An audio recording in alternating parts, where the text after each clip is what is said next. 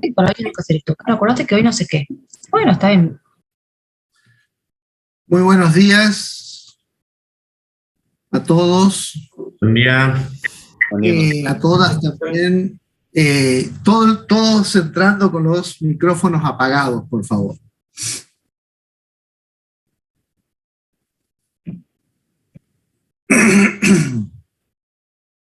Hay algunos más aquí.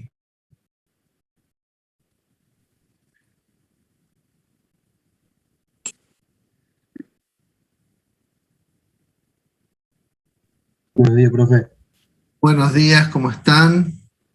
¿Llegaron tranquilos a casa? ¿Tuvieron tiempo suficiente como para volver a casa desde la facultad? Si no, me avisan y empezamos un poco más tarde, como ustedes digan, ¿eh? Si ustedes mandan aquí. Bueno, en mi caso, profe, llegué bien. ¿Y vive lejos o vive a la vuelta? Porque si vive atrás de la universidad, claro, es más fácil. Y vivió en Nueva Córdoba, así que vivió cerca. Ah, claro, ahí nomás. Profe, yo hoy no cursé porque los profes nos dijeron, bueno, estoy en una materia anterior donde a veces van un grupo, otra vez se van otros grupos, Ajá. y no sé si me da el tiempo para volver al facu, o sea, hoy llego, pero desde la facu a casa, digo. Y no, bueno, cursar ahí en el facu. ¿Y yo qué puedo hacer el coche? ¿Cómo, Es buena. cómo solucionamos eso? ¿Más tarde? ¿Quiere que empecemos más tarde o qué me está diciendo? Sí, o sea, si nadie tiene problemas, sí.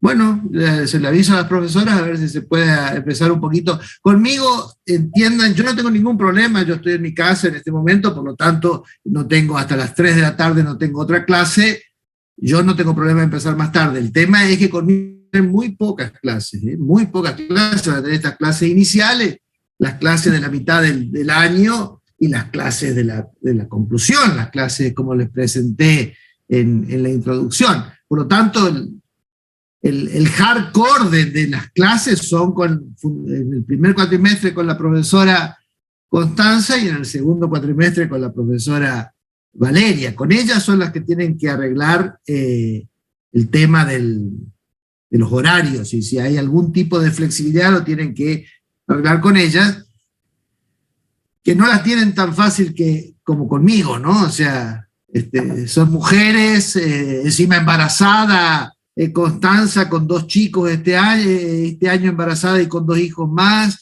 Valeria también con trabajo. Traten de no ponérselo muy, muy complicado porque tienen otras obligaciones, ¿no? Pero en el caso de que sea factible no hay ningún problema, ¿ok? Lo ven con ellas.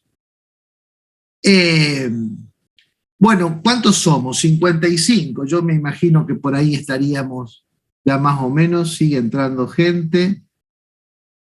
¿No hay acá una forma automática de admitirlos a todos sin tener que hacer cada vez que entra alguien una pausa? Sí, profe, puedes activar la sala de espera y entramos directamente. Ajá, sortear la sala de espera. Bueno, después veo cómo aprendo a hacerlo. Bueno, muy bien, larguemos porque el tiempo es muy breve y tengo que aprovecharlo bien. Entonces, hoy dijimos el otro día que íbamos a comenzar a intentar ver las maneras de proponer una fórmula, por decirlo de una forma simple, una fórmula de cómo aprender el mundo. Apaguen sus micrófonos si son tan amables, por favor, que hay mucho ruido. Porque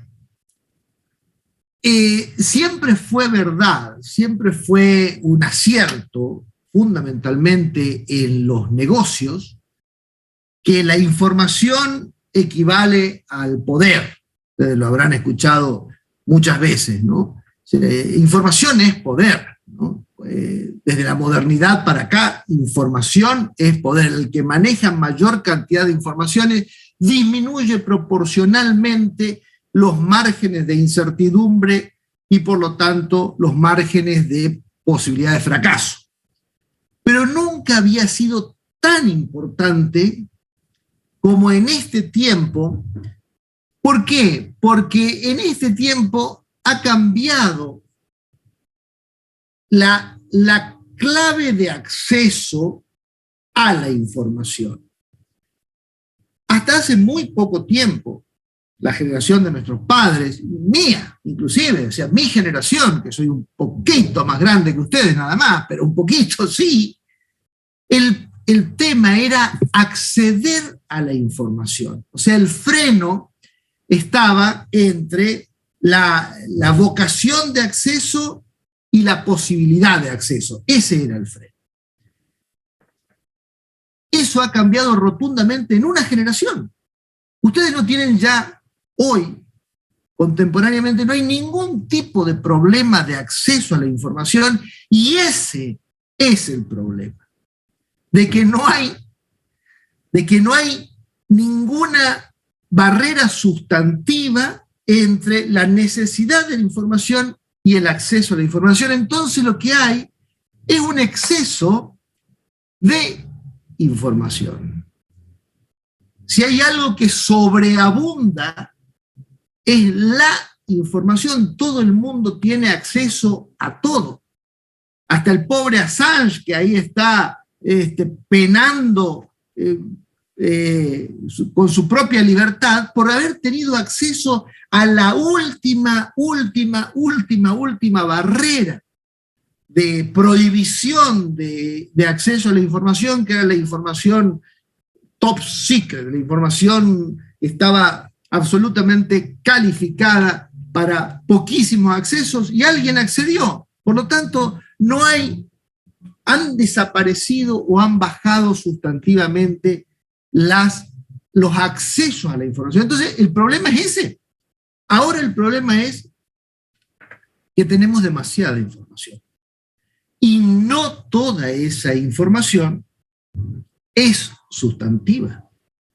Al contrario, mucha de esa información es un obstáculo o se puede llegar a convertir en un obstáculo para la toma de decisiones sustantivas. Hay que entrar a afinar las fórmulas para llegar a la información que realmente importa. Porque las usinas de información ya se están dando cuenta de que así como antes retener información era una herramienta estratégica que aumentaba la competitividad, hoy liberar información no sustantiva, liberar información confusa, liberar información, el fenómeno que conocemos como fake news, ¿no? Liberar información falsa, contradictoria, puede ser una herramienta para entorpecer la buena ruta de toma de decisiones de la competencia. O sea, antes la herramienta era tengo la información y no la suelto.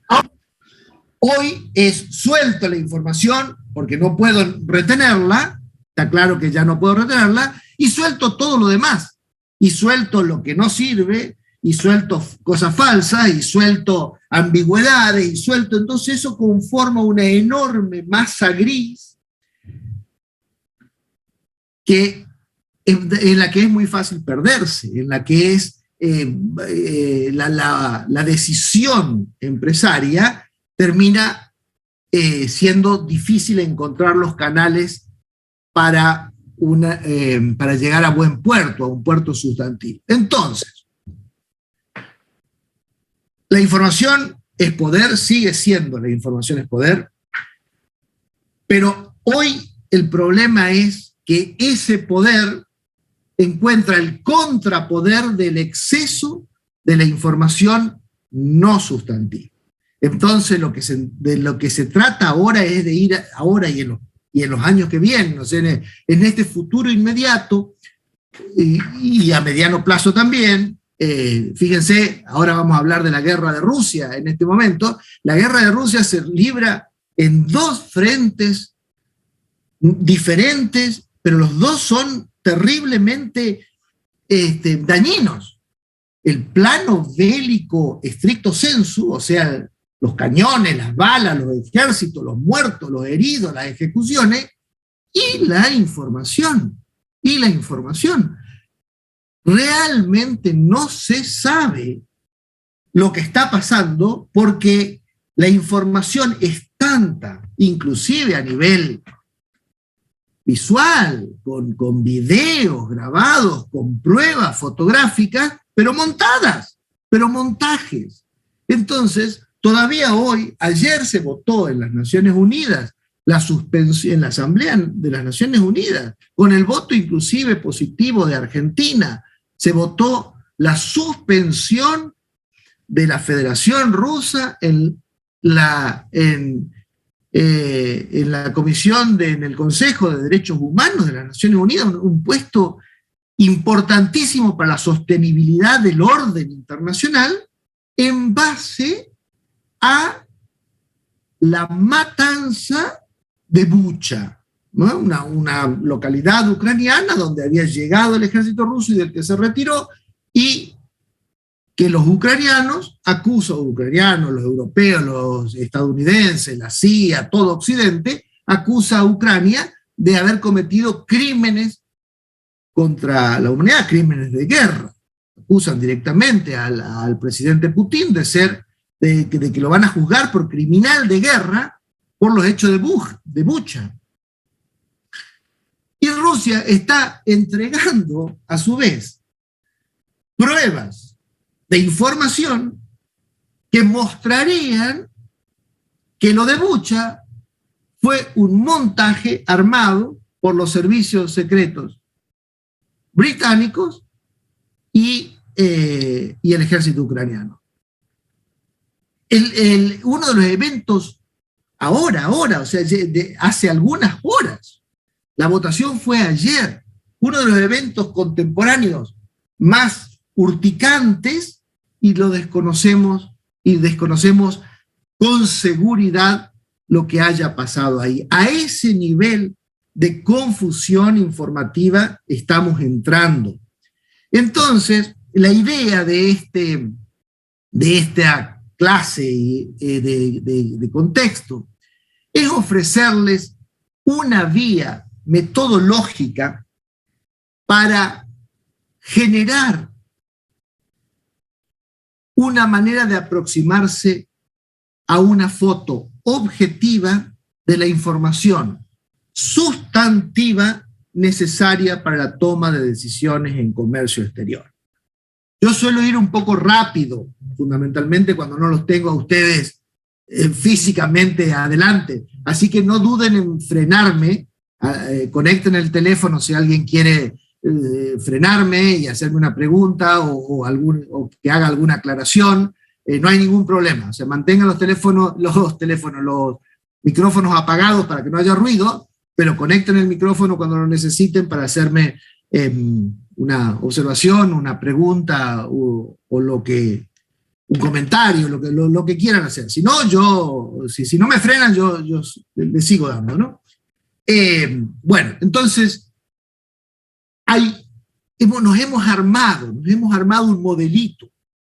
Nos hemos armado un modelito que es como si fuera una molécula de cuál serían las cosas que hay que ir a buscar al mundo para sacarle una foto al mundo, que es una foto ficticia, ya lo dijimos, porque la propia idea del mundo es una construcción intelectual ideal, o sea, no real. Lo ideal se contrapone a lo real. El mundo es una idea de mundo. Una construcción ideal que no existe, como les decía en la clase introductoria, pero al mismo tiempo es donde estamos y donde tenemos que interactuar, por lo tanto hay que conocer. Decimos, como principio,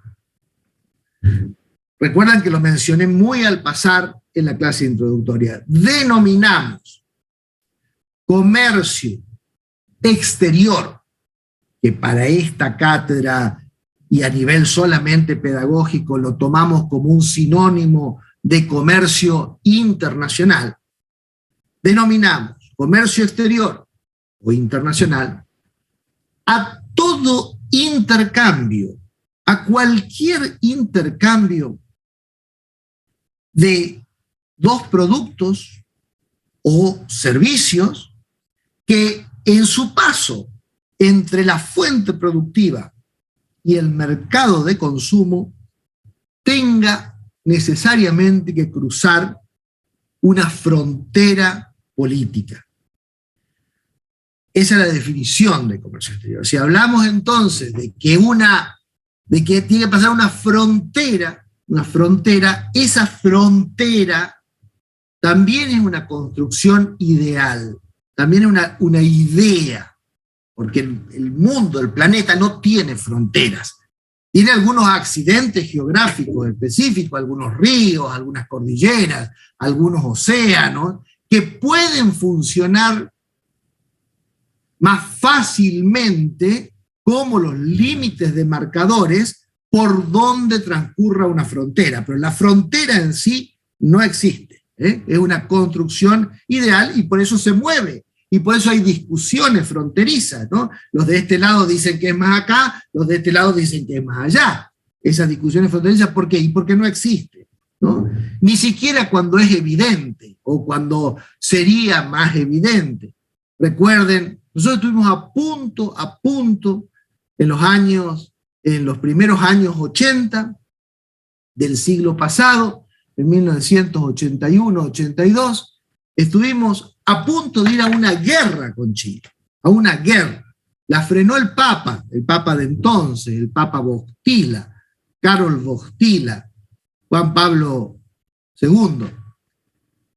Logró interceder y detener la guerra entre los militares argentinos y los militares chilenos. En ese momento había dictadura en ambos países, por cuestiones de límites. Cuando los límites entre la Argentina y Brasil son uno de los límites más geográficamente más claros del mundo, porque son aquel principio del perito Pancracio Moreno, el perito Moreno, que dice el límite entre Argentina y Chile son las más altas cumbres de los Andes divisoras de aguas. Entonces la cordillera de los Andes, la más alta cumbre que divide las aguas hacia el Pacífico y hacia el Atlántico, ese es el punto de frontera política entre estos dos países. Claro, pero es que inmediatamente hecha la ley, voy a buscar mi reloj que está acá atrás para que no hablar en demasía, inmediatamente hecha la ley, hecha la trampa, porque no todas las altas cumbres de los Andes dividen las aguas. Hay algunas altas cumbres que dividen las aguas, pero hay otras divisorias de aguas que no son las altas cumbres, y hay opinable. Todo lo que no esté regulado es opinable, y cuando empieza la opinión, empiezan los problemas, ¿no? Entonces, podríamos decir que este mundo dividido en fronteras, claro, me dicen acá que hay una parte no demarcada en el Chaltén. Sí, hay varias, hay 11 partes donde la cordillera no divide aguas, fundamentalmente la parte sur, que es la parte donde más baja de los Andes, menos clara, y bueno, sí, claro que hay problemas, pero los problemas de límites son absolutamente universales. De hecho, la guerra de Ucrania, entre otras cosas, es una guerra de límites, entre otras cosas. Ya después voy a hablar un poquito más en detalle de ello, pero el río Dnieper, que es un río grande que cruza Ucrania de noroeste a sureste, es un río que divide culturalmente dos territorios, un territorio de gente que es más bien europea, que tiene unos rasgos raciales y culturales europeos, que habla una lengua romance, una lengua que viene de los romanos, del latín, que profesa una religión, que es la religión católica, apostólica, romana, que obedece al Papa. Ese es un tipo de gente. Y del otro lado del río hay otra gente que tiene una raíz más eslava, no europea. Los eslavos no son europeos, los rusos no son europeos, son eslavos, que es otra gente, tiene otra raíz, étnica inclusive, y por supuesto cultural, que habla otra lengua, que es el ruso, no habla el ucraniano. La lengua rusa no tiene raíz romance, la lengua rusa tiene una raíz indostánica, y que profesa otra religión, que es la religión ortodoxa, que no tiene nada que ver, bueno, sí, algo que ver tiene, pero no es compatible y no tiene la misma obediencia jerárquica que la Iglesia Católica, que es pro-occidental, por decirlo de alguna manera. Y esos dos mundos los divide un río. Los divide un río, que es el río Dnieper. Entonces uno podría pensar, pero entonces esa es la frontera. Y quizás debería ser la frontera, o podría haber sido la frontera, pero no es la frontera, ¿no? ¿Por qué? Porque las fronteras son culturales. No necesariamente dividen realidades, sino que dividen poderes. Dividen poderes. ¿Qué es el mundo? ¿Qué es el mundo? Les dije que iba a ser complicado, les avisé que esto iba a ser un poco complicado, que necesito la colaboración voluntaria de ustedes para irse metiendo en este problema, porque esto es un problema, O sea, necesitamos llegar a conocer eso, porque si no conocemos eso, las operatorias de comercio exterior no van a tener buen puerto, pero conocer eso es conocer un quilombo, porque es un quilombo, es un desastre. Entonces voy a intentar simplificar al máximo y ofrecerles una moleculita de información de qué cosa ir a buscar para sacar esa foto de ese mundo que no existe, sino que es una idea, y además una idea en movimiento, una idea en transición. ¿Qué es el mundo? Así como podemos dar una definición de comercio exterior, podemos dar una definición de mundo. Podríamos decir que el mundo es la reunión de 192 unidades políticas soberanas. Esa es una definición del mundo. Bien concreta, como ven, hasta matemática. 192 unidades políticas soberanas. ¿Por qué digo unidades políticas y no digo más rápidamente países? Bueno, no todo país es un estado, no todo estado es una nación, no toda nación es una unidad política. Lo siento, tengo que complicarlo. Hay estados repartidos en varias naciones. Hay naciones que están en más de un estado. Y hay unidades políticas que no son naciones. Ejemplos rápidos.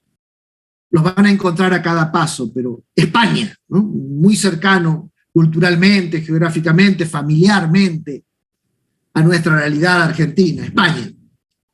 España es un estado. Es un estado. Pero un estado que tiene en su interior varias naciones. Los vascos son una nación que tiene un idioma propio, una cultura propia, una historia propia. Los catalanes son una nación, tienen todo eso también. Los gallegos, allá Galicia, en el noroeste español, son más portugueses que... Si hay algún gallego y me escucha decir esto, me va a tirar con algo grande, ¿no? Porque los gallegos son pocos, me va a tirar con un ladrillo grande, pero si uno escucha el idioma galego, es mucho más cercano al portugués que al castellano, si se quiere, ¿no? Pero bueno, tienen su idioma también y tienen su región geográfica, también delimitada por ríos. Fíjense que los separan tanto de Portugal como de España, o de España, como de Castilla, sería que es la España del centro, ¿no? La España castellana, la España de Burgos, la España de la meseta. Los andaluces son una nación. En este caso no tienen mucha diferencia idiomática, tienen más bien un... Entonces, ¿cómo solucionó ese estado? Inclusive entre Andalucía y Cataluña, los valencianos, que son más catalanes que castellanos, no quieren ser catalanes, quieren ser valencianos. Entonces han hecho un diccionario valenciano que tiene algunas palabras que se diferencia del catalán, pero que ratifica su nacionalidad separada. ¿Y ya cuántas naciones vamos mencionando ahí? 5, ¿no? Inclusive hay algunos otros que también, los navarros, dice que ellos no son ni vascos ni catalanes, son navarros. Bueno, naciones. Y la nación es un concepto cultural, una historia común, una cocina común. La cocina es muy importante. O sea, ¿qué es una cultura? También podríamos decir eso, ¿no es cierto? ¿Qué es una cultura? Y la forma en que la gente vive, come, hace el amor, por decirlo delicadamente, y muere. Esa es una cultura, ¿no? La relación del hombre con otros hombres, o hombres, mujeres, con otros hombres. Cuando me mandan esto, tengo que poner Kurdistán, un ejemplo de nación repartida entre muchos estados. Exacto, ahí voy, estimado Ignacio. Porque ahora estoy en la otra parte, ahora estoy en un estado que tiene varias naciones, ya voy a una nación dividida entre varios estados. Pero está muy bien la observación. Entonces, decía que es una cultura. Entonces, una cultura es la forma de relacionarse de un hombre con los otros hombres, de un hombre con su entorno, con su contexto, con su manera de comer, de dormir, de tener sexo, de tener hijos, de tener mujeres, a veces una, a veces muchas. Las mujeres no suelen tener muchos hombres, lamentablemente, ¿no? Pero bueno, no ha funcionado así en la historia, lamentablemente. Pero sí hombres con muchas mujeres, legales y culturalmente aceptadas. Bueno, eso es la cultura. Entonces, alguien que se siente, y la lengua, la definición de la lengua, que luego se expresa en los símbolos, ¿no? Las fronteras, esto es mío, este territorio es mío, las banderas, los himnos, los ejércitos, la protección, la seguridad. Pero hay veces que el decurso de la historia, que es un decurso del poder, ha llevado que algunas naciones estén sobre otras. En el caso del Estado español, la nación castellana, o sea, la meseta central española, el pueblo que se sentó en la meseta central española, a través de la reconquista de los árabes en 1492, cuando logran tomar al andaluz y expulsar a los árabes a África, y la reunificación, aquella que hemos estudiado en la escuela, entre el matrimonio dinástico de Isabel de Castilla y Fernando de Aragón, que juntó las dos grandes coronas, fue por los vascos, fue por los catalanes, fue por los navarros, fue por los gallegos y fue por los andaluces, y creó un Estado, una unidad política. Entonces decimos que España es una de las 192 unidades políticas que conforman esta idea inexistente, una una ficción cultural que llamamos mundo, España. Pero lo que me hacía recién ver vuestro compañero Ignacio, también puede ser al revés. También puede ser que una nación se haya quedado sin Estado. El Kurdistán, por ejemplo. No hay un país kurdo. Los kurdos son una nación grande, importante.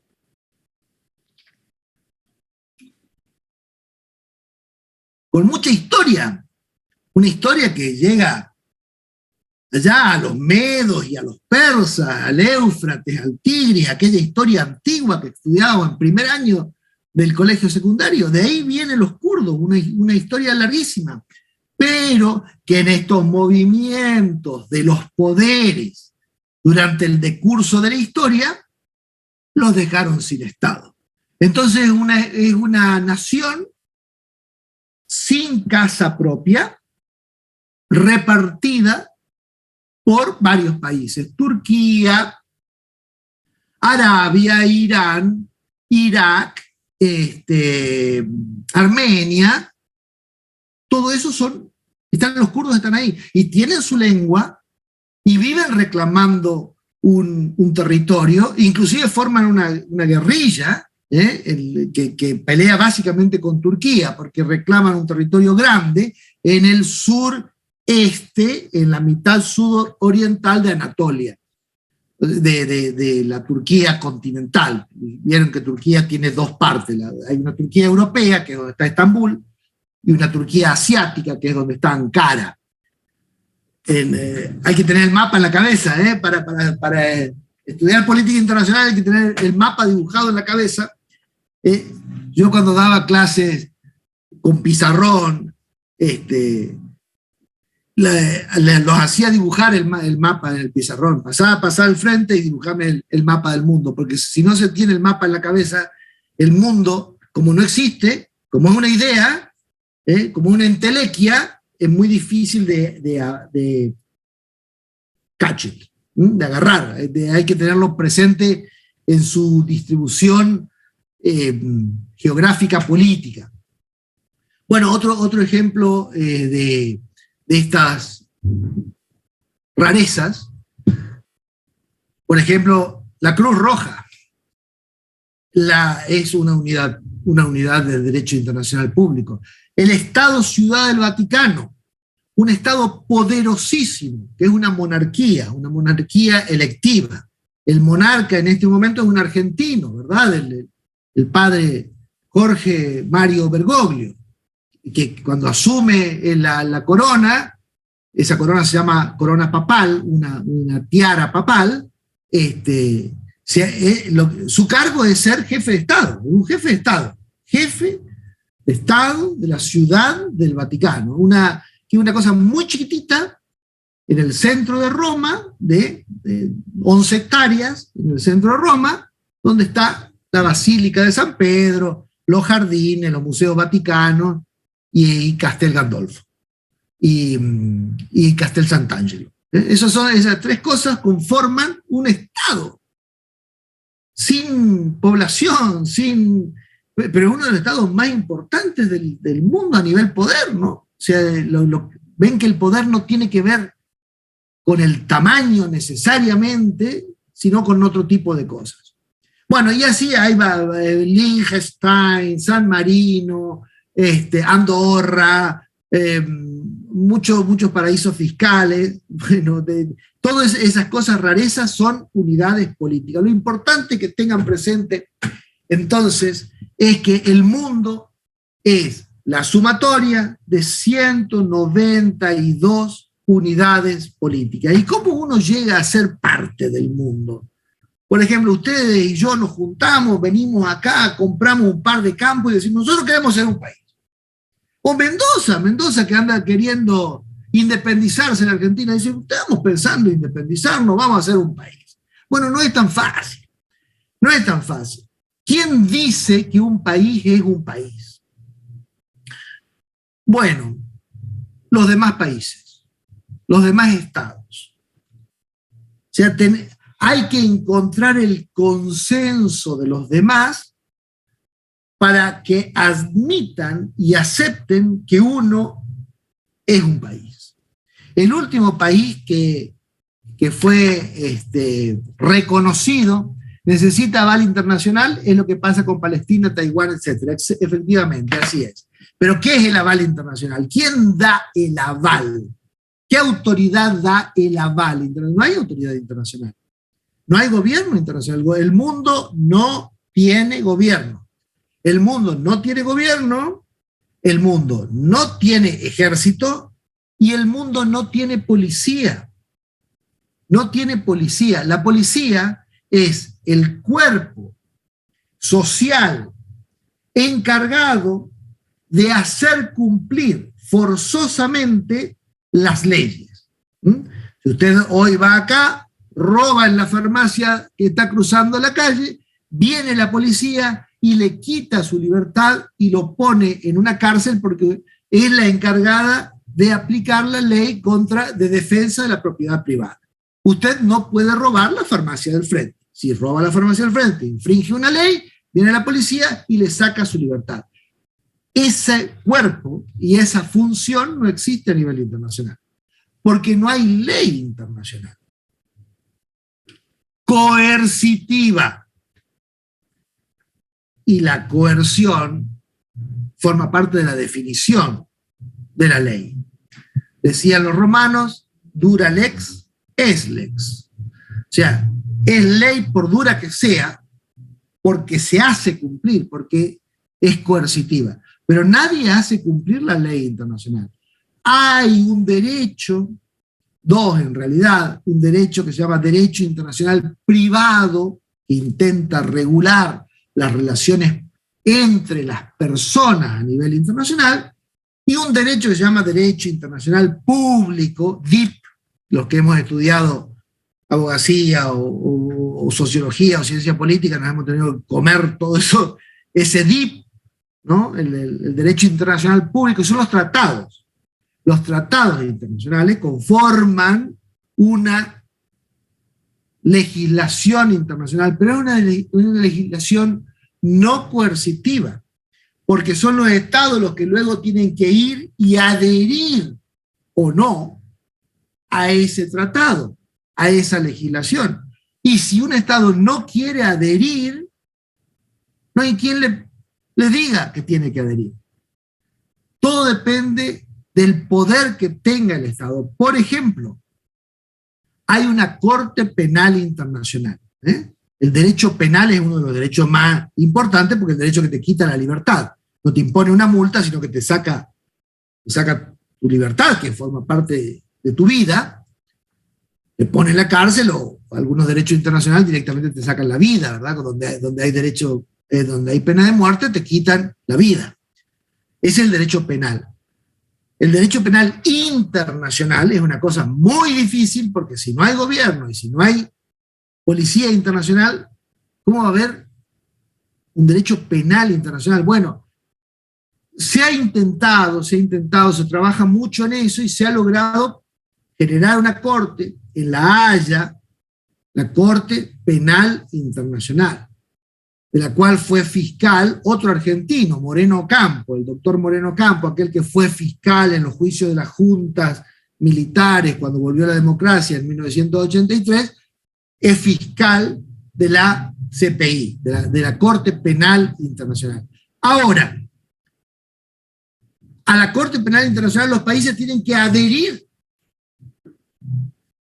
Uno de los países más importantes del mundo, o el país más importante del mundo, que son los Estados Unidos de Norteamérica, no ha adherido a la Corte Penal Internacional. No reconoce la jurisdicción internacional penal de la Corte.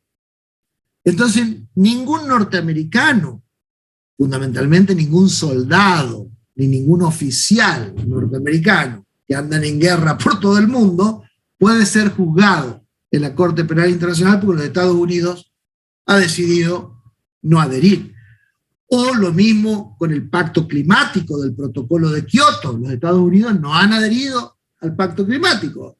y así sucesivamente, el pacto de los océanos, el derecho de la aviación civil, el derecho, todos estos derechos que se llaman de cuarta generación, ¿no? Los derechos de cuarta generación internacionales son muy vidriosos porque son derechos voluntarios, o sea, donde los estados tienen que sumarse si quieren, y los estados poderosos generalmente no quieren. Ni China, ni los Estados Unidos, ni Rusia, y muy poco, algunos otros países grandes como la India, muy poco han adherido a los grandes tratados internacionales. Entonces, no hay derecho internacional, no hay gobierno internacional, no hay policía internacional. Y entonces, ¿quién da el aval internacional? ¿Qué poder da el aval? Dice acá el compañero, dice, bueno, necesita el aval internacional. ¿Y quién lo daría? El Papa. Bueno, en algún momento de la historia lo dio el Papa. Los papas daban, yo quiero ser rey, decía Luis de Francia. Bueno, decía el Papa, dale. Entonces iba el Papa y lo coronaba al rey. Era, como el Papa se suponía que era representante de Dios, era el poder divino que a través de las manos del Papa pasaba a los hombres. Pero eso ya es historia, ya el Papa no corona a nadie, afortunadamente. El poder ahora se entiende que no viene de Dios, sino que sube desde el pueblo. Es el pueblo el que da el poder. Pero no hay pueblo internacional. No hay pueblo mundial tampoco. Así como no hay gobierno ni hay policía. Bueno, entonces paso al próximo capítulo 4 de este discurso que vengo haciendo, para mostrarles qué es el mundo. Esta foto del mundo que vamos a sacar ahora, esta definición del mundo de 192 unidades políticas soberanas, se crea recientemente, hace muy poco tiempo, se crea en 1945 y lo crea una guerra. Las guerras son muy importantes porque las guerras en la historia de la humanidad, en los últimos 25 siglos o más, 35, 40 siglos, desde que tenemos memoria civilizatoria, las guerras son las que van conformando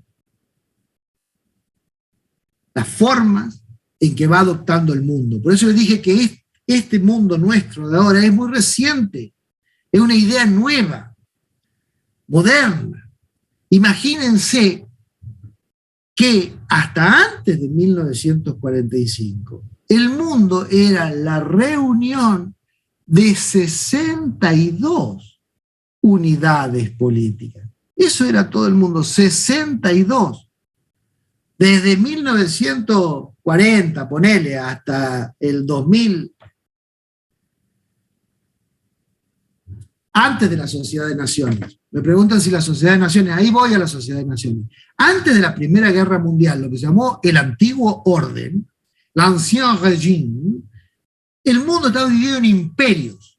Las unidades políticas eran imperios. Entonces estaba el Imperio Ruso, el Imperio Japonés, el Imperio Otomano, el Reich, el segundo Reich del Imperio Austrohúngaro, el Imperio Español y el Imperio Inglés. Había solo dos repúblicas importantes. Desde 1769 estaba la République Française. Desde la Revolución Francesa había una república, la República Francesa. E inmediatamente después, la independencia de las colonias americanas había generado los Estados Unidos de Norteamérica. Esas eran dos repúblicas. Todo lo demás era imperio, pero muy poquitos. Se los acabo de mencionar, 5 o 6. Es la guerra, cuando llega el siglo XX llega la guerra, una guerra que comienza en 1914 y termina en 1945 con un intermedio de 30 años en el medio. Por eso decimos Primera Guerra Mundial, Segunda Guerra Mundial, pero más o menos es la misma guerra. O sea, el problema que desencadena la Primera Guerra Mundial recién se soluciona en 1945. Es casi 30 años de conflicto, y ese mundo que sale desde 1945 en adelante es un mundo nuevo, que no tiene nada que ver con aquel mundo del anciano régimen. Entre otras cosas, comienza un proceso, pero ahora yo ya había nacido y soy joven, comienza un proceso que se llamó descolonización.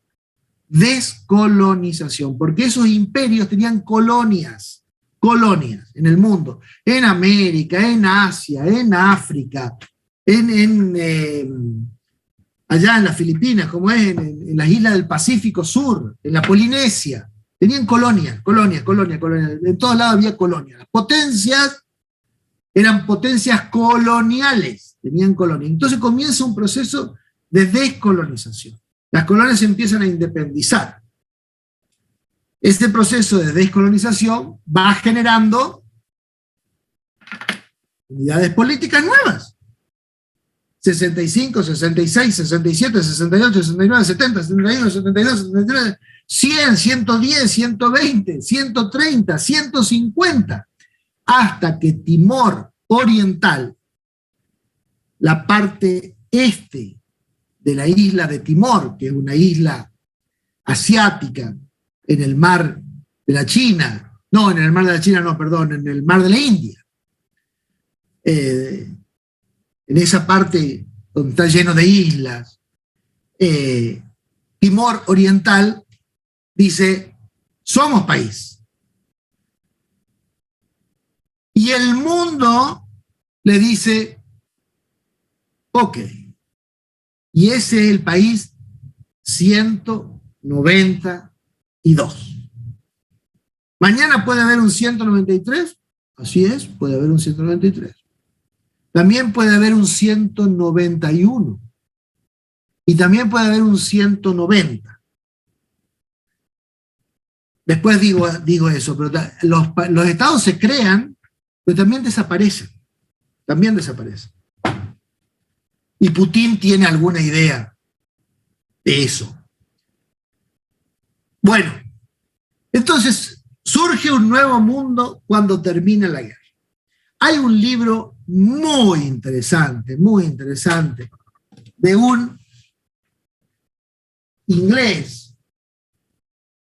A ver si lo tengo a mano, se los muestro. No lo veo por acá. Bueno, después se los busco. De un historiador inglés, marxista, judío, que nació en Egipto, una vida apasionante, que se llama Eric Hobsbawm. Eric Hobsbawm tiene un libro apasionante que se llama, en castellano se llama La Historia del siglo XX. Está en castellano, se compra en cualquier librería. Pero no da el título en castellano, no da la idea de su tesis, que sí la da el título en inglés. El título en inglés, el original inglés, se llama The Short 20th Century. The Short. La idea del siglo XX corto es una idea de Hobsbawm, y es una buena idea, porque explica muchas cosas. Porque Hobsbawm dice que el siglo XX no empezó en 1900, o en 1901, si quieren, y no terminó en 1999, o en el 2000, si quieren, que no fue un siglo de 100 años. No, que el siglo XX, en realidad el siglo XX comienza en 1914. Y no termina a fin de siglo, sino que termina en 1989. Ese es the short 20th century.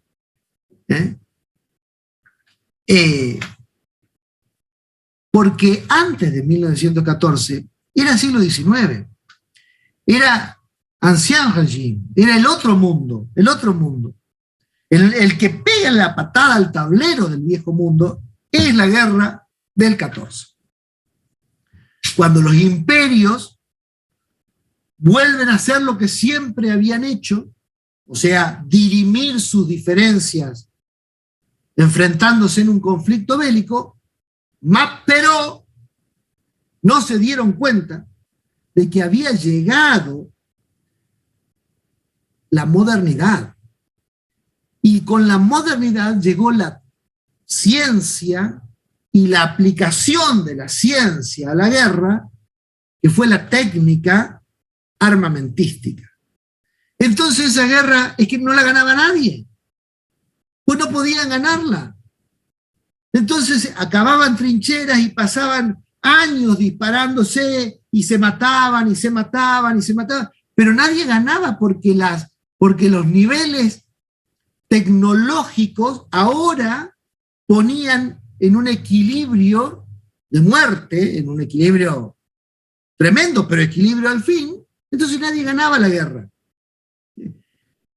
La Primera Guerra Mundial, para aquellos que hayan alguna vez leído un poco, se esperaba que sea una guerra relámpago, una Blitzkrieg, una guerra que iba a durar 3 meses.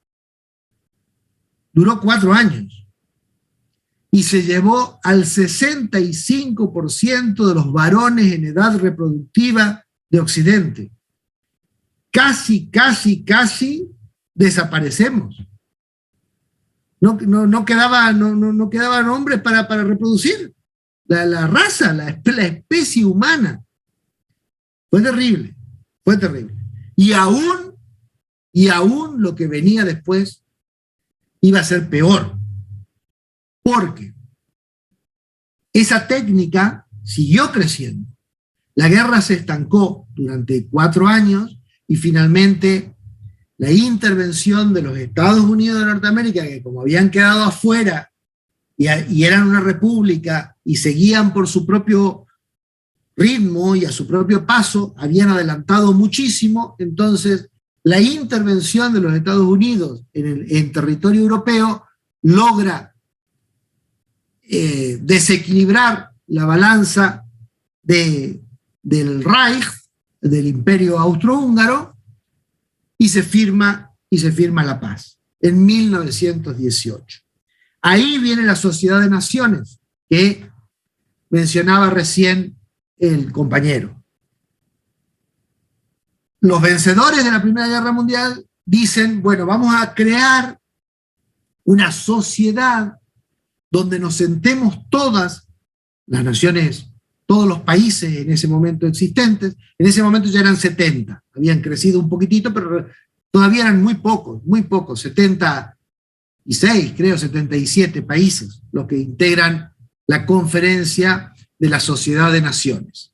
Sociedad de Naciones que se reúnen en París al final de la guerra, y esa Sociedad de Naciones intenta hacer algo parecido a un gobierno mundial de consenso, pero meten la pata de una forma terrible, porque dice, lo que tenemos que hacer es que Alemania, o Prusia, como se llamaba en ese momento, el imperio prusiano, o sea, el poder más grande que tiene Europa Central, no vuelva a levantar nunca más la cabeza.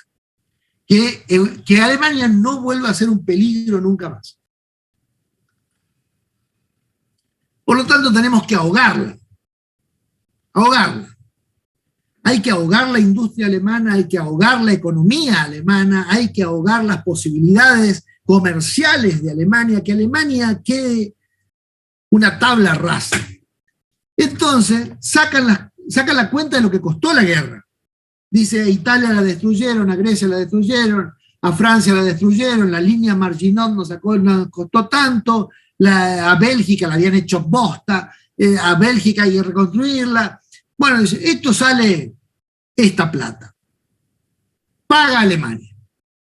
Entonces le imponen a Alemania los costos de la guerra, con lo cual efectivamente la destruyen, efectivamente esa débil Alemania, porque el Kaiser, Guillermo, se huye. Los poderosos se salvan siempre y huyen rápidamente. Cuando la guerra se perdía, el Kaiser, que era el que había provocado la guerra, el Kaiser Wilhelm, el Guillermo II, de los Hohenzollers,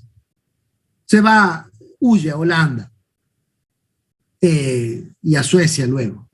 Entonces, en Alemania se crea una república, la que llamamos República de Weimar, una república muy débil, pero bueno, que intenta ver qué se puede hacer con un país destruido, que encima había perdido la guerra, y al que le metían esta deuda de pagar la guerra.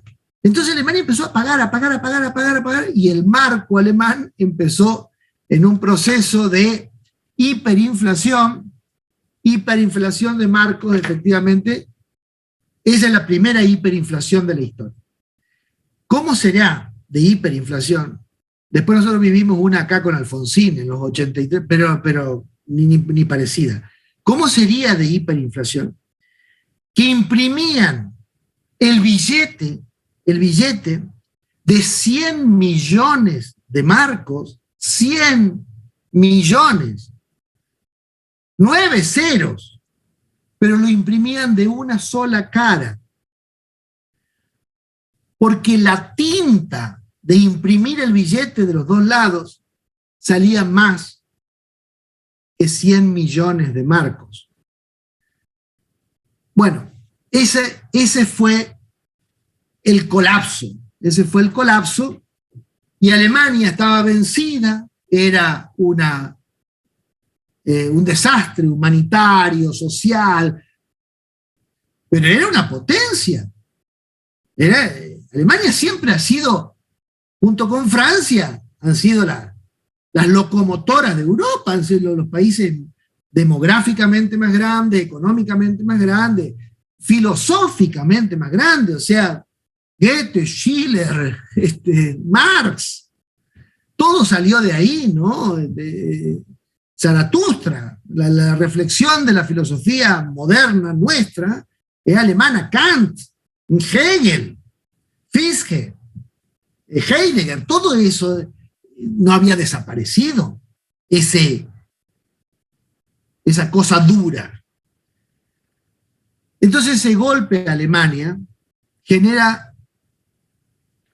Hitler, genera el nacionalsocialismo, la reacción contra Europa, el odio contra los vencedores de la Primera Guerra, crea el huevo de la serpiente. Hay una película, seguramente la conocen, El huevo de la serpiente, una película de Bergman, de Ingmar Bergman, el cineasta sueco, que muestra cómo esta presión de Occidente, del mundo victorioso de ese momento, crea el huevo de la serpiente, anida la serpiente, hace que surja el más grande de los peligros que hemos soportado como humanidad, que fue el surgimiento del nacionalsocialismo alemán, que todavía hoy lo seguimos padeciendo, porque esos grupos guerrilleros ucranianos, los ucronazis,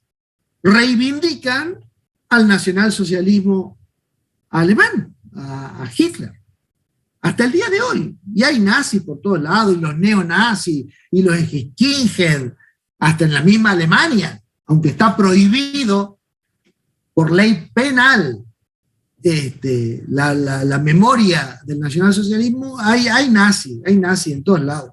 Y hubo muchos nazis en la Argentina.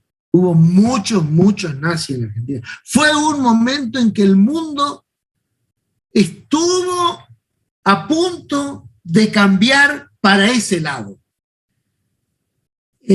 Hay, por ejemplo, si ustedes buscan, está en internet, unas fotos muy interesantes del Luna Park, de Buenos Aires. Actos nazis en el Luna Park de Buenos Aires, con las banderas nazis y con todos con la mano estirada, el Luna Park lleno.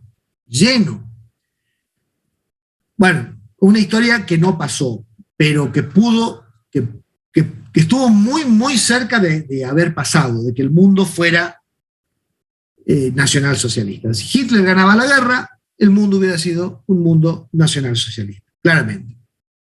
Pero no la ganó. Fue una guerra terrible la que se desencadenó ahí nomás, en 1938, 1939. El mundo entero estaba pasando por un periodo, esto es lo que explica Hobsbawm, ¿no? Estaba pasando por el parto de la modernidad.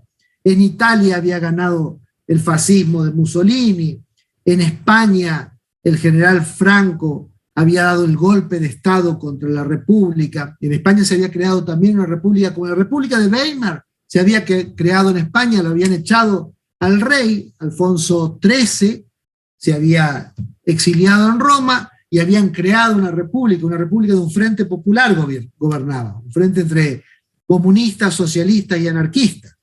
Bien rojo, bien zurdo. El general Franco da un golpe de Estado contra esa república en 1936, comienza la Guerra Civil Española, de la que seguramente han escuchado hablar mucho, y muchos de nuestros abuelos terminaron viniéndose por esa guerra civil, que dura de 1936 a 1939, que gana Franco, toma Madrid en 1939, entonces establece el fascismo en España. Entonces, fascismo en España, fascismo en Italia, estaban como dadas las condiciones para el surgimiento de un fascismo en el centro de Europa, y Hitler gana las elecciones. Llega a ser canciller de Alemania por elecciones. Inmediatamente una vez que llega, anula las elecciones, pone al Partido Nacional Socialista como partido único y comienza una política expansiva en Europa.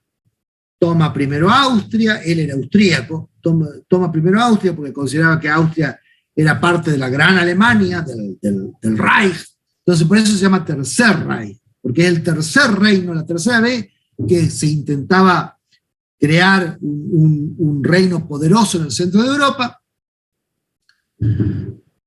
Me quedo sin aire. Toma primero Austria, invade Polonia, comienza a invadir también el occidente, invade Francia, establece en Francia un gobierno pro-nacionalsocialista, que es el gobierno del mariscal Pétain, el gobierno nazi también en Francia. Entonces ya había nazis o fascistas en España, en Francia, en Italia, en Austria, en Polonia, en Bélgica y en Alemania específicamente. Intenta invadir las Islas Británicas. También la técnica crecía mucho, ¿no? Eso son el tiempo de las bombas, de las B-2, de los Zeppelin.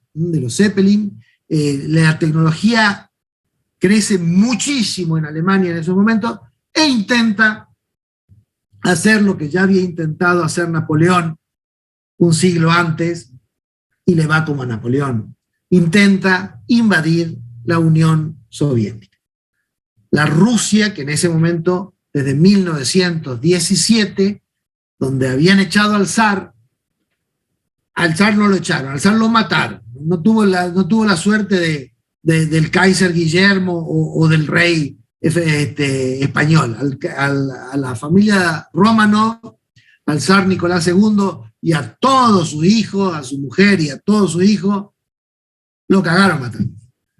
Entonces, y la revolución, hay una guerra civil también en Rusia entre los blancos y los rojos, entre los mencheviques y los bolcheviques. Terminan venciendo los bolcheviques de Vladimir Ilich Ulyanov, más conocido por la historia como Lenin, y establecen una república. Después de la muerte de Lenin, le sucede Joseph Stalin, y Joseph Stalin hace frente a Hitler. Viene la gran guerra entre Alemania y la Unión Soviética, y Hitler la pierde. Y ahí se define este mundo. Les cuento toda esta historia porque es la única manera de llegar a saber ¿Por qué tenemos el mundo que tenemos hoy? ¿Por qué es la reunión de estos 192 unidades políticas que conforman la foto de la que ustedes van a tener que manejar sí o sí? Esto es inexcusable. Hay que pasar por este mal trago. No queda otro, no queda otro. Si alguien va a comerciar con, por ejemplo, va a hacer un proyecto de exportación con Hungría, bueno, tiene que saber esta historia, porque Hungría es uno de los que quedan, después de que Hitler pierde la guerra y la gana Stalin, queda de aquel lado. Entonces, la historia, la cultura, la economía de Hungría depende de este cuento que les estoy contando. Y que forma parte de esta molécula pequeñita. Imagínense que le estoy simplificando muchísimo todo, ¿eh? O sea, estoy yendo a los trazos gruesos, a los brochazos. Pero bueno, tengo solamente esta clase, así que tengo que hacerlo así. Entonces, cuando la batalla de Leningrado y la batalla de Stalingrado terminan definiendo que Hitler no va a tomar Rusia, como le había pasado a Napoleón, que no pudo tomar la Rusia de los zares en aquel tiempo, Hitler comienza a retroceder y en Normandía, en las playas del norte de Francia, desembarcan nuevamente, como al fin de la Primera Guerra Mundial, desembarcan los marines norteamericanos. Comienzan a recuperar Europa, pasando por Francia y por Bélgica, y al mismo tiempo hacen la Guerra del Pacífico, porque después del bombardeo a Pearl Harbor había ingresado el Imperio japonés también en la guerra. Entonces se armaron dos grandes alianzas, la Triple Alianza y la Triple Entente, digamos. Los aliados serían Occidente, básicamente el gobierno francés en el exilio, el gobierno que llevaba el general de Gaulle, Charles de Gaulle, el gobierno que llevaba Winston Churchill en Inglaterra y el gobierno que llevaba el presidente Roosevelt en Estados Unidos, aliados en ese momento al secretario general del Politburó de la Unión de Repúblicas Socialistas Soviéticas, el compañero Joseph Stalin. Eso por un lado. Alemania, Austria, el poco imperio austrohúngaro que quedaba, el imperio otomano y el imperio japonés, el imperio del sol naciente, como contrincante.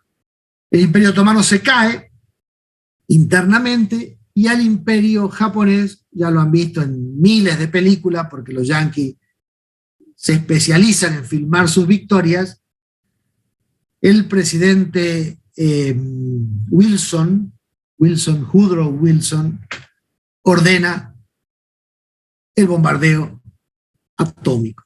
El primer y afortunadamente hasta ahora único bombardeo atómico, y los Estados Unidos sueltan desde un avión, sueltan una bomba atómica sobre Hiroshima y una segunda bomba atómica sobre Nagasaki, y con eso termina la guerra.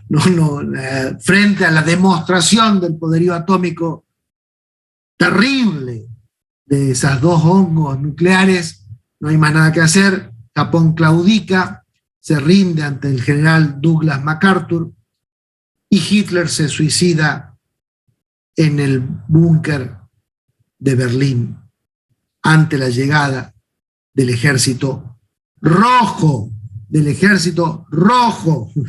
Los yanquis filman la película diciendo que a Hitler lo vence el ejército norteamericano, a Hitler lo vence el ejército ruso, el ejército soviético, que es el que llega a Berlín.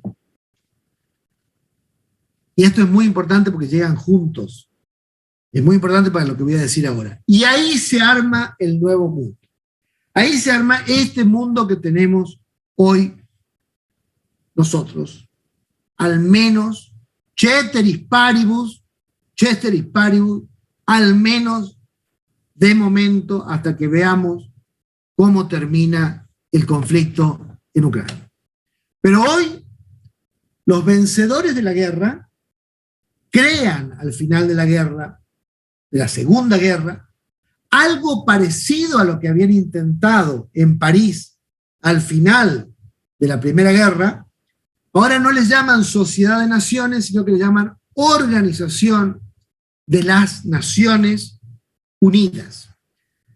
Y como el que había puesto el mayor capital para vencer en el territorio europeo habían sido los Estados Unidos de Norteamérica, dice, no, en París no, ya basta de París, Nueva York. El nuevo centro del mundo va a ser Nueva York. Ya no va a ser más París como había sido en el ancien régimen. No, Nueva York. Entonces se crea la ONU, la United Nations, la UN, se crea en la primera avenida, este edificio alto, con ese edificio plano que está en la primera avenida de Nueva York. Y ese es el sistema internacional vigente hoy.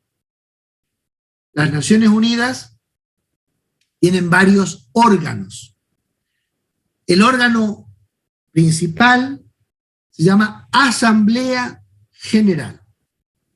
Tiene un secretario general, tiene un Consejo de Seguridad y otros órganos menores, de comercio, de colonias, de descolonización, de medicina, la Organización Mundial de la Sanitarista, etcétera, etcétera. O sea, hay todo un sistema que se llama Sistema de Naciones Unidas. Pero el hardcore es este: la Asamblea, el secretario y el Consejo de Seguridad. ¿Qué es la Asamblea? La Asamblea es la sala donde se sientan 192 unidades políticas. La Asamblea de las Naciones Unidas es la foto del mundo. Uno quiere ser un país. ¿Quién tiene que decir que sos un país? Los 192 que se sientan en la Asamblea General de las Naciones Unidas. Y la Asamblea General es muy gracioso, si ustedes van alguna vez, quizás han ido, es muy interesante ir, O sea, pasan por Nueva York, ahora que se va a poder viajar de nuevo, alguna vez, vayan, se puede visitar, y es muy gracioso porque, claro, los primeros asientos, los que están más cerca de ese atril de mármol verde que siempre vemos en la foto, donde hablan los jefes de Estado y de gobierno, son muy cómodos y tienen mucho espacio y están muy distanciados unos de otros. Sí, ya le hablo de Palestina. Deme un segundito. Palestina es un caso es Palestina. Ya digo dos palabras sobre Palestina. Y se empiezan a apretar, a medida que uno va retrocediendo, se empiezan a apretar, se empiezan a hacer cada vez más chiquititos, hasta que la última fila está pegada. Claro, porque también las Naciones Unidas, cuando comienzan, el mundo era de muy pocos países. El mundo vive un proceso que nosotros llamamos en ciencia política estatalización, o sea, la creación de estados en la segunda mitad del siglo XX. Insisto, yo ya había nacido y todavía no tengo 60 años. Ahí comienzan a crecer los estados. Y a medida que venía un estado le ponían una nueva silla y las sillas se iban haciendo más chiquitas hasta apretarse allá. Los pobres del Timor Oriental le dieron un banquito ahí atrás, al lado del baño. Bueno, sentate. Pero se sienta. Y sentarse en la Asamblea de las Naciones Unidas es existir. Existís como país si estás sentado en la Asamblea de las Naciones Unidas. Hay algunos casos raros, como por ejemplo el que me acaba de mencionar ahí este alumno, el caso de Palestina. Palestina No puedo entrar en tantos detalles, discúlpenme, porque no termino nunca, ya son las 12:20, me queda muy poquito tiempo y tengo que decir muchas cosas más. Cuando comienza la descolonización, el territorio de Palestina estaba dividido entre una colonia francesa y una colonia inglesa, una colonia británica. Pero es tanta la deuda que tiene el mundo cuando se termina la guerra y se empieza a conocer lo que los judíos llaman la Shoah, el genocidio llevado adelante por Hitler y el nacionalsocialismo, donde matan cerca de 6 millones de judíos, gitanos y eslavos, pero fundamentalmente judíos, en los campos de concentración de la Europa oriental, que hay una deuda moral del mundo contra el pueblo judío, entonces se conviene otorgarle al pueblo judío un territorio, porque esta era una nación de aquella que hablábamos que no tenía Estado, darle un Estado. En el territorio ancestral, en aquel territorio donde dice la Biblia que Moisés, al liberar al pueblo judío de la esclavitud de los egipcios, cruzan el Sinaí durante 40 años y llegan a la tierra prometida por Dios, por Jehová. Entonces se arma lo que se llamó el PPP, Plan de Partición de Palestina, porque no era un territorio desocupado, era un territorio ocupado por un pueblo, que era el pueblo palestino, un pueblo también semita, como el pueblo judío, pero de fe mahometana. Eran árabes de fe mahometana.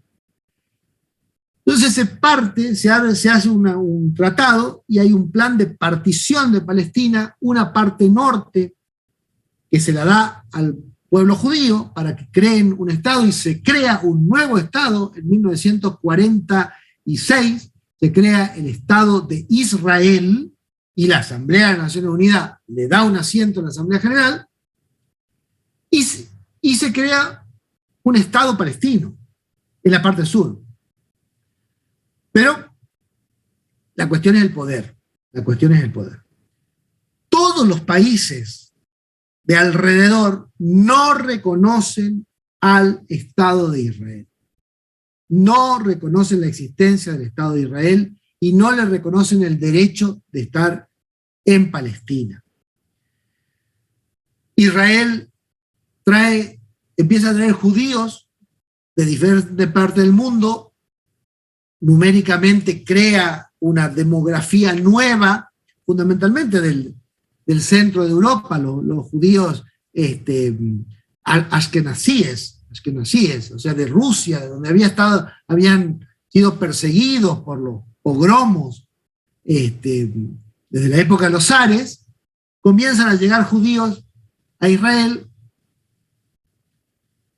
y al no ser reconocidos por el ambiente, estaban rodeados por países árabes, comienzan las guerras del Estado de Israel. Las guerras se suponía que iban a ser, todo el mundo suponía que la primacía iba a ser de los árabes. Israel da la sorpresa de que gana todas las guerras, y las gana de una manera fulminante. Hay una guerra que se llama la Guerra de los 6 días, que la gana en 6 días. En 6 días. Y le gana guerras a la gran potencia política regional que era y es Egipto.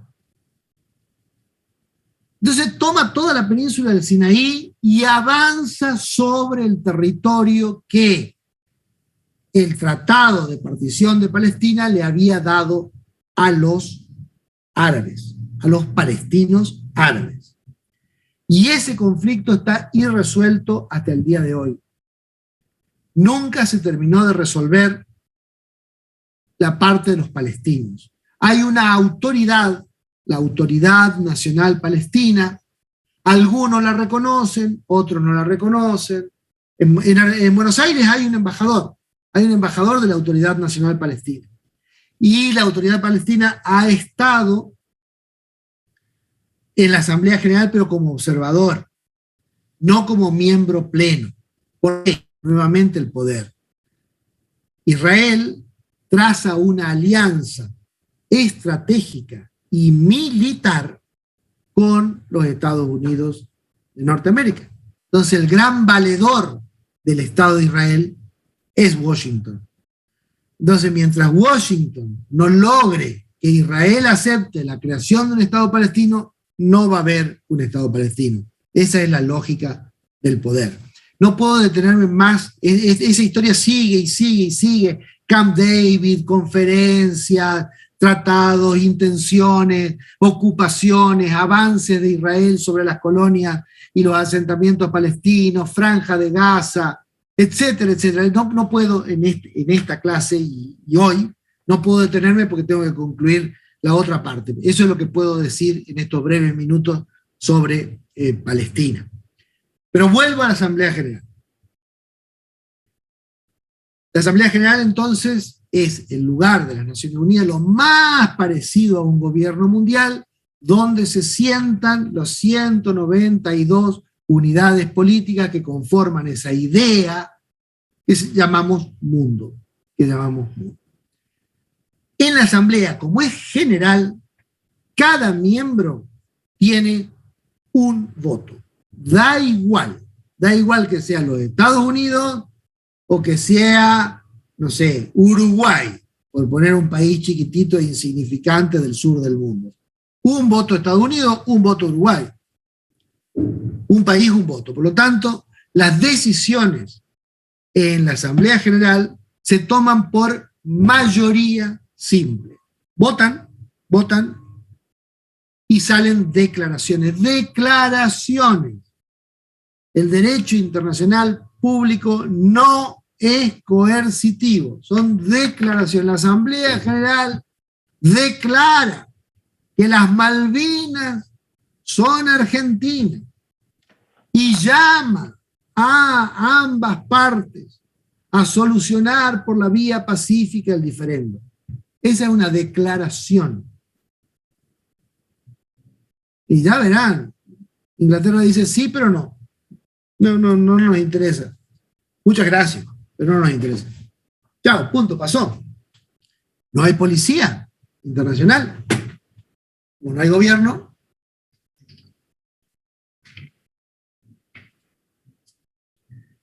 Pero, junto a las Naciones Unidas y a los buenos oficios del secretario general, que es más bien administrativo, o sea, es una persona importante a nivel personal, pero no tiene poder.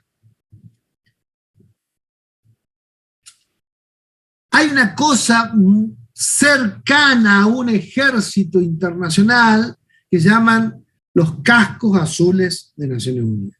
Los cascos azules son parte de los ejércitos nacionales de los países integrantes de la Asamblea General de las Naciones Unidas que aportan una N cantidad de efectivos a disposición del secretario general de las Naciones Unidas.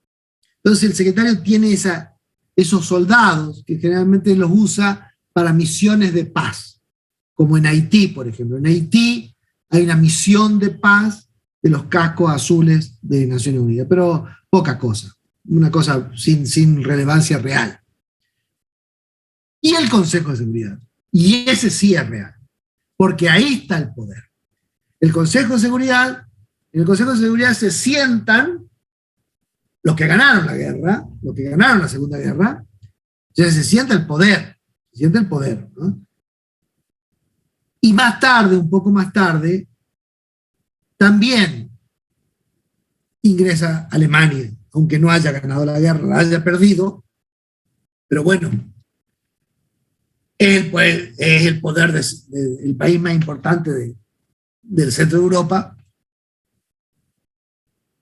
se sienta también. El Consejo de Seguridad, que tiene miembros permanentes y miembros transitorios, los importantes son los miembros permanentes. Son 5. Apenas, ¿eh? O sea, Estados Unidos, Rusia, Francia, Gran Bretaña, Japón y Alemania. Y China. Y China.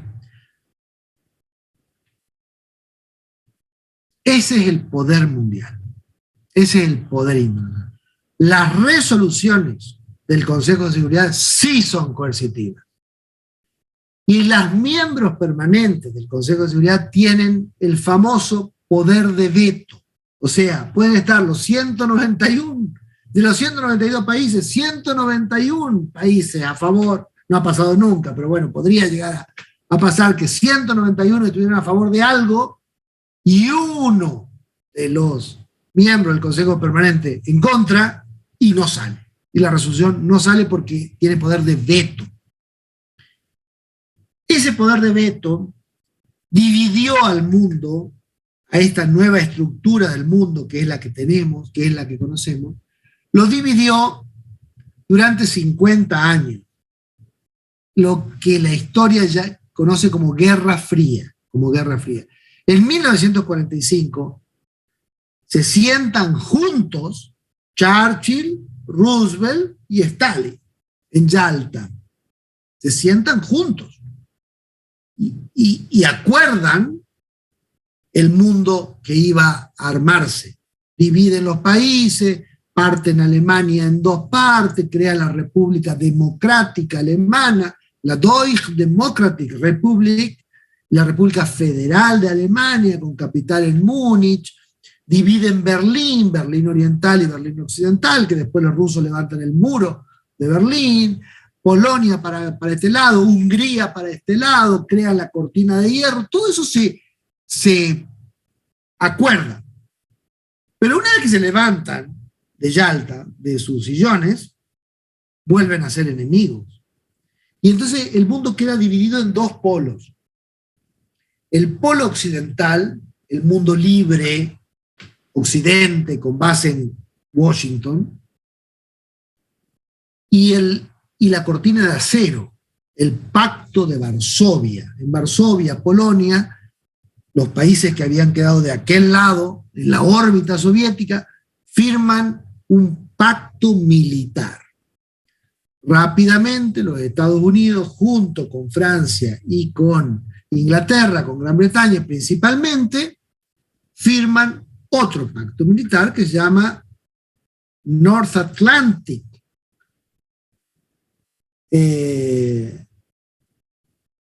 Trade Organization, que es la famosa OTAN.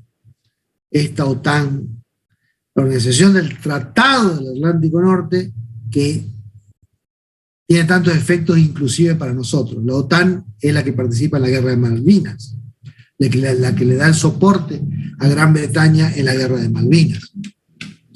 Estos dos pactos militares nunca llegan a enfrentarse abiertamente, pero crean un entente. Ese entente, que fue un entente terrible, porque se llamaba, la filosofía se llamaba destrucción mutua asegurada. Destrucción mutua asegurada. O sea, si alguien disparaba un tiro, sabía, tenía asegurada su propia destrucción. Entonces nadie disparaba un tiro. Nadie largaba ningún misil. Porque si salía un misil acá, un misil acá, se destruían mutuamente. Esa fue la carrera armamentística que creó estos dos polos en que se dividió el mundo, y comercialmente, y acá ya empiezo a terminar mi discurso, mi clase de hoy, comercialmente, hacer comercio internacional hasta los años 90 del siglo XX fue toda una decisión estratégica. Porque Estados Unidos no dejaba que ningún país de su órbita comercie con ningún país de la otra órbita. Y lo mismo hacían los soviéticos. Entonces no se podía comerciar con la mitad del mundo.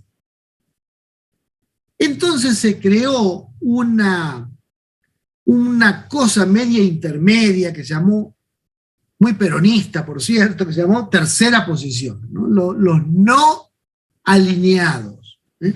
El movimiento de países no alineados, se definían por negación. Y una locura, ¿no? Yo soy lo que no soy. Yo no soy pro-yanqui, yo no soy pro-soviético. No estoy alineado con ninguna de los dos bloques. El movimiento de los países no alineados. Argentina estuvo un tiempo en los países no alineados. India estuvo entre los no alineados, liderado por Yugoslavia. Efectivamente, el mariscal Tito, Josip Broz, mariscal Tito, había creado una revolución socialista en los Balcanes, pero hubo muchos socialismos que se rebelaron contra el socialismo soviético. Uno de ellos fue el de Josip Broz, el del mariscal Tito. Entonces el mariscal Tito creó un país ficticio sumando varias naciones, sumando la nación croata, la nación serbia, la nación montenegrina, varias naciones, y creó un país que se llamó Yugoslavia. Y esa Yugoslavia fue socialista, pero no soviética, no prosoviética. Y el otro gran socialismo, que no fue soviético, es más, que tuvo una guerra con el socialismo soviético, fue el socialismo chino.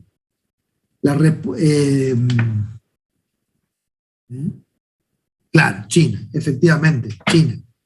Mao Zedong había hecho la revolución socialista en China, adaptando el marxismo, la base marxista, en una forma diferente a la que había hecho Lenin. Por eso se llama marxismo-leninismo, el ruso, que era una interpretación. Porque Marx, la filosofía, si ustedes leen El Capital, Marx predecía que la revolución se iba a dar en Alemania. O sea, el socialismo era la última etapa del capitalismo, o sea, en los países más avanzados. Y el único país avanzado de Europa era Alemania, el que tenía la filosofía, la ciencia y la técnica. Pero no fue en Alemania, fue en los países más atrasados. Entonces hubo que adaptar al marxismo, hubo que adaptar a Marx. Rusia, después de los Romanov, Rusia en 1918, vivía en la Edad Media. Tenían siervos, como en el siglo XIII, XII, en Europa. La economía se movía con esclavos. Y otro tanto en China. En China, la China rural. Entonces Marx tiene que armar un marxismo campesino. Por eso, disculpen los saltos, pero por eso Sendero Luminoso. También tuvimos marxismo maoísta en América Latina. En Perú, la guerrilla de Sendero Luminoso eran maoístas porque eran campesinos, o sea, no les servía el Marx puro, el Marx del Capital. Entonces adaptaron a Mao. Mao adaptó a Marx a una realidad de una revolución campesina. Entonces, hace la revolución, la larga marcha, hasta que llegan a Pekín, lo que hoy es Beijing, es lo mismo, la misma ciudad. Cuando Marx toma Pekín, expulsa al gobierno republicano porque la monarquía, o sea, el emperador chino, ya lo habían expulsado con una revolución anterior, una revolución nacionalista, una revolución republicana, pero nacionalista, o sea, de derechas, el Kuomintang. Entonces, expulsa al Kuomintang, que se va a la isla de Formosa, que hoy conocemos como Taiwán, e instaura la revolución socialista y la República Popular China, mientras que Taiwán es la ROC, la Republic of China. Eso es Taiwán. vamos a hablar de eso cuando hablemos de China, porque China, la República Popular, no reconoce a Taiwán y lo reclama como una isla propia de China. Nada más que la ROC cuenta con la alianza de los Estados Unidos. Entonces, sobrevive gracias a que Estados Unidos sobrevive todavía. Hay mucha gente, por ejemplo, en la nota que les colgué hoy en el Autogestión, esa nota que se llama La guerra puso fin a la globalización o algo así, una nota de Fanjul, de Enrique Fanjul, un analista español. Por ejemplo, en esa nota dice que de la guerra de Ucrania, uno de los efectos es que China va a invadir Taiwán. Hay muchos analistas que suponen que si Putin llega a ganar la guerra de Ucrania, China va a invadir Taiwán. Pero bueno, si no me dejas terminar, hace poco se vieron aviones chinos sobrevolando espacio aéreo taiwanés. Sí, por supuesto. Sí, claro. Taiwán está dentro del espacio estratégico de China. Y China, se los dije, China es el futuro. China, si va a ser una potencia global, si va a ser la potencia del siglo XXI, no va a tolerar esa isla disidente ahí en sus costas, como no toleró tener una colonia británica como Hong Kong en su territorio, como no toleró tener una colonia portuguesa como Macao en su territorio. Pero bueno, esos son otros peres. Pero lo importante es que la gran República Popular, la República Popular China, estuvo en guerra con la Unión de la República Socialista Soviética. Inclusive. Entonces, no todos los socialismos de ese mundo dividido en dos partes, no hubo homogeneidad, ni en el este, ni por supuesto en el oeste. Hoy, y ya con esto sí termino, 4 minutos más, no se duerman, despiértense, 4 minutos más y termino. Decía Eric Hobsbawm que The Short 20th Century terminó en 1989. ¿Por qué terminó el siglo XX en el 89 para Hobsbawm? Boris Yeltsin da una especie de golpe de Estado cuando el secretario general del Politburó de la Unión de Repúblicas Socialistas Soviéticas, Mikhail Gorbachev, intenta abrir un poquito el sistema económico soviético. El sistema económico soviético se caía a pedazos porque era sumamente ineficiente, las empresas públicas producían muy poco, la gente ya había hasta hambre. Entonces Gorbachev dice, vamos a abrir un poquito. Cosa que habían hecho los chinos. Y a los chinos les había funcionado. Porque cuando se muere Mao, Deng Xiaoping abre la economía y China comienza a crecer. A Gorbachev no le funcionó. Boris Yeltsin, que era el jefe de una de las repúblicas socialistas soviéticas, que era la República Rusa, la grande, la importante, le desarmó el país, desarmó la URSS, desarmó la Unión de Repúblicas Socialistas Soviéticas. ¿Vieron que los países también pueden desaparecer? Entonces la URSS, un día Gorbachev fue a su despacho y no tenía país para gobernar porque Yeltsin había creado la Federación Rusa, había cambiado la bandera, le había dado... Entonces, bueno, Gorbachev se fue a su casa, digamos. Y entonces las otras repúblicas empezaron a separarse, Hungría, Polonia, Bielorrusia, y empezaron a huir. Checoslovaquia inclusive recuperó su formación original de dos países, República Checa y Eslovaquia, que había sido una república artificial. Lo mismo pasó con Yugoslavia cuando se murió Tito. Los croatas, los bosnios y los montenegrinos se fueron cada uno por su lado por una guerra bastante terrible, ya vamos a hablar de esa guerra también. Y desaparece la Unión Soviética. Al desaparecer la Unión Soviética, así, de la noche a la mañana, por virtud del coup d'etat de Boris Yeltsin, Alemania Oriental, la República Democrática Alemana, la DDR, se queda sin el paraguas. Entonces los alemanes del oeste pasan al este, los del este pasan al oeste y tiran el muro de Berlín abajo. Al caer el muro de Berlín,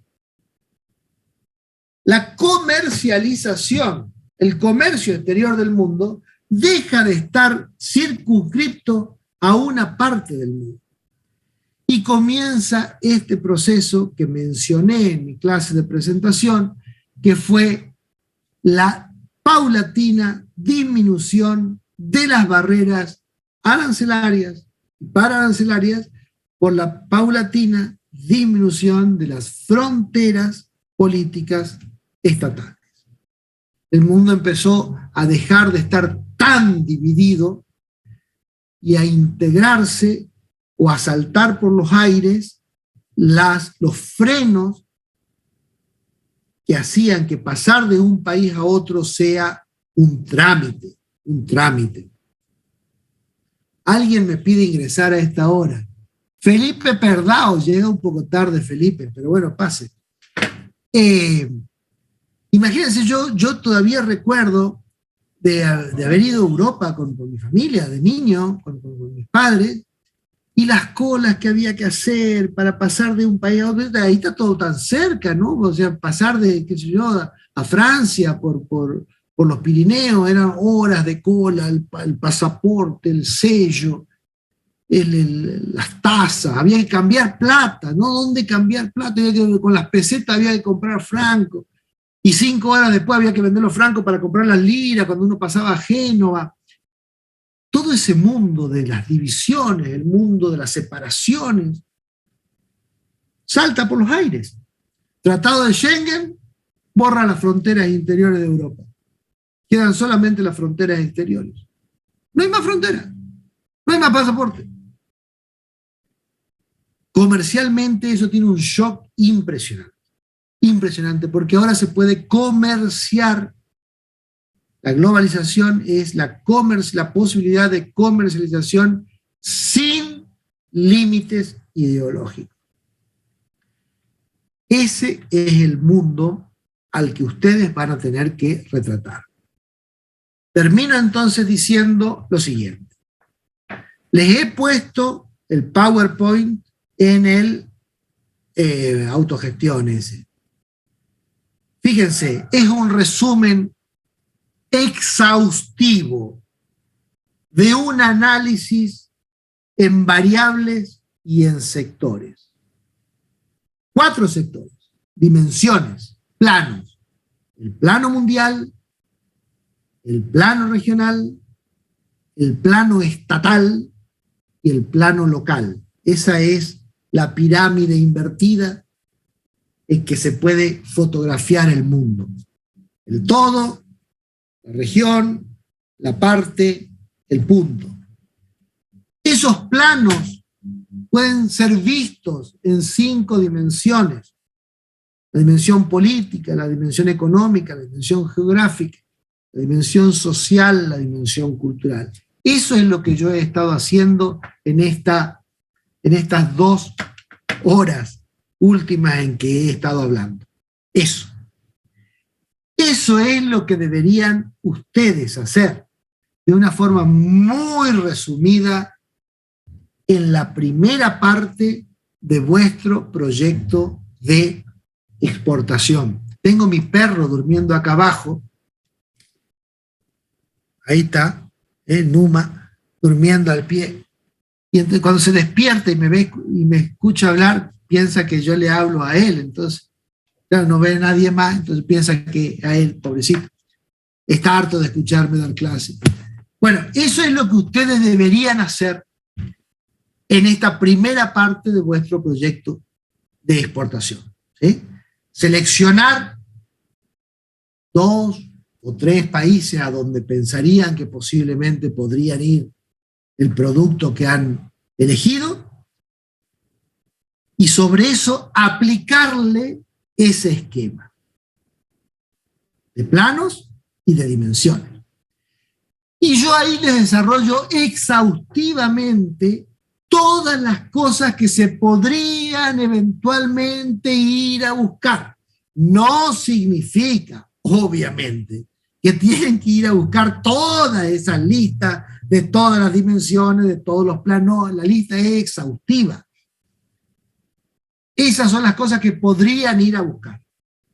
Pero no es necesario que vayan a buscar todas esas cosas. No ir haciendo una selección. Vuelvo al principio, lo que dije al inicio de esta clase. La información tiene que ser sustantiva. Seleccionen qué información va a ser sustantiva para la toma de la decisión que van a tener que llevar adelante. Van a tener mucha más información, porque es el problema del momento, que la que van a necesitar. Por lo tanto, el trabajo ahí es de selección. Tengo montones de chat, pero no puedo leerlos. ¿Alguien quiere hablar? ¿Alguien? Conecte su micrófono si alguien quiere hacerme una pregunta. Sí, profe, yo tenía una pregunta más bien personal para realizarle sobre trabajos prácticos. Adelante. Sí, porque yo la había cursado en el 2020, yo la había enviado un mail la semana pasada. Sí, yo le mandé un mail y ella me puso que no me puede tomar como aprobados los trabajos porque fueron un año, no fueron en el 2021, sino en el 2020. Bueno, déjemelo ver en un momento. Vamos a tener las preguntas ahora es sobre la clase. ¿Alguien tiene alguna pregunta sobre lo que acabo de decir? Sobre lo que acabo de exponer. ¿Han visto los PowerPoint que envié? Sí, profe. ¿Sobre eso hay alguna duda?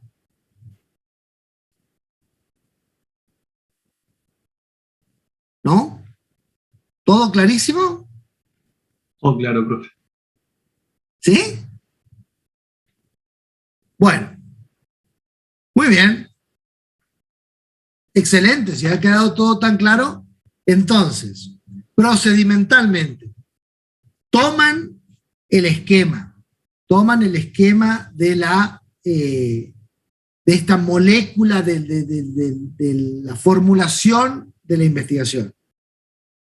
Seleccionan los países a los que van a exportar y le aplican ese análisis, y ese sería el análisis de contexto que en 6, 7, 8 carillas máximo tienen que presentar para entrar como la puerta de entrada al proyecto de exportación. Una cosa importante. A fin de año vamos a tomar oralmente, van a tener que defender ese proyecto de exportación. Lo primero que van a empezar diciendo es el contexto que los llevó a tomar esa decisión. Pero es altamente probable que el contexto no sea en septiembre, octubre, noviembre, cuando rindan, este que van a empezar a hacer ahora. Por lo tanto, tengan ese análisis abierto y lo vayan adaptando durante el año, por lo menos revísenlo una vez, si afortunadamente termina la guerra de Ucrania, una vez después de la guerra y una vez antes de llegar a la exposición oral. ¿Ok? Bueno, muy bien, me alegra que les haya quedado todo tan claro, espero no haberlos abrumado con esta clase tan comprimida, de tanta información junta. Muchas gracias por su atención y nos vemos el viernes que viene. Muy buen día a todos. Gracias, profe. Buen fin de. Buen día. Profe, Gracias, profe. Hasta luego. Gracias.